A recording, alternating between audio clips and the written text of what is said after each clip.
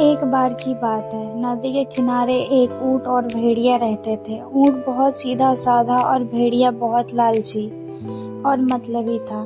साथ रहते रहते वो दोस्त बन गए थे। खाने की तलाश भी वो साथ करते थे। ऐसे में एक दिन भेड़िए को पता चला कि नदी के उस पार किसानों ने तरबूजों की बेल लगा रखी है। सभी पंछी वहां जाकर उनका स्वाद लेते हैं।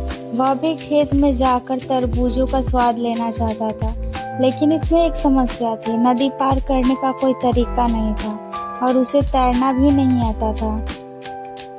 ऐसे में उसने एक तरकीब सोची। वह ऊंट के पास गया और बोला, ऊंट भैया, मैंने सुना है नदी के उस पार बहुत सारे तरबूज लगे हैं। सभी जानवर उनका मजा ले रहे हैं। चलो हम लोग भी तरबूज खाकर आते हैं। आप इतने लंबे हो तो आपको नदी पार करने में दिक्कत भी नहीं होगी। मैं भी आपकी पीठ पर बैठकर नदी पार कर लूंगा। ऊंट उसकी बातों में आ गया और उसे अपने पीठ पर बैठाकर नदी के उस पार तरबूज के खेतों में ले गया। खेत में लगे तरबूजों को देखकर भेड़िए के मुंह में पानी आ गया। उसने न आव देखा न ताव और खेत में कूद गया। तरबूज वास्तव में भी बहुत मीठे थे। थोड़ी देर में ही भेड़िए का पेट भर गया। अब वह अपने घर जाना चाहता था।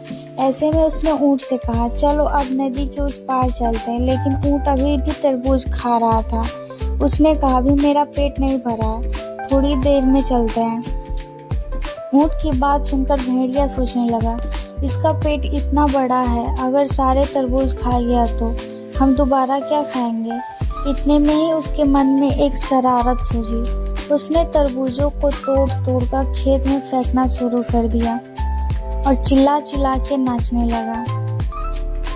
ऊंट ने उसे रोक पर वह नहीं माना और कहने लगा कि खाना खाने के बाद मुझे नाचने की आदत है। ऐसे में भेड़िए की आवाज सुनकर किसान वहां आ गया। फसल की बर्बादी देख उन्हें बहुत गुस्सा आया। उन्होंने ऊंट की पिटाई शुरू कर दी। यह देख भेड़िया वहां से भाग गया और नदी के किनारे जाकर रुका। पिटाई खाने के बाद ऊंट भी बड़ी मुश्किल से वहां पहुंचा। ऊंट को गुस्सा आ रहा था। उसने भेड़िए को सबक सिखाने का सोचा।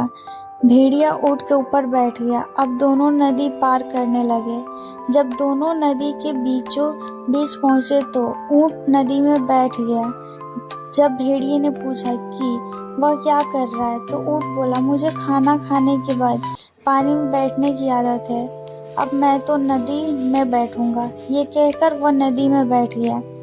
भेड़िया पानी में बहते बहते बहुत मुश्किल से किनारे लगा और उसको अपने किए पर पछतावा होने लगा। सीख, जैसे को